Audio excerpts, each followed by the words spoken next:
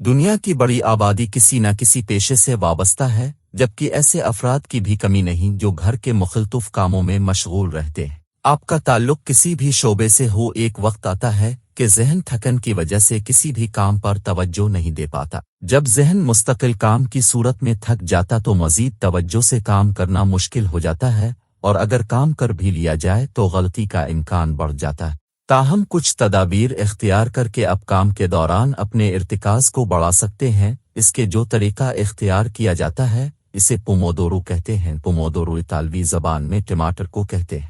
یہ ایک ایسا طریقہ کار ہے جس میں آپ کام کو وقت کے حساب سے ترتیب دیتے ہیں اور مقررہ وقت تمام کام کو چھوڑ کر کچھ وقت کے لیے وقفہ لیتے ہیں۔ اس طرح ذہن سکون کی حالت میں کچھ لمحے گزار کر دوبارہ بھرپور توجہ سے کام کے لیے تیار ہو جاتا ہے۔ دن کے آغاز پر ایک فہرست بنائیں اور وہ تمام تحریر کریں دن بھر میں انجام دینے ہیں۔ سب پہلے جو کام انجام دینا ہے 25 منٹ کے لیے ٹائمر سیٹ کریں اور کام پر لگ جائیں۔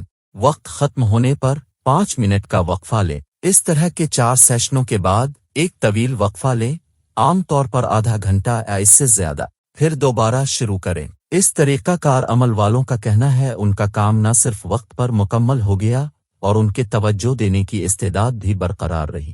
اب بھی اس طریقے پر عمل کرتے ہوئے اپنے کام وقت پر مکمل کر سکتے ہیں۔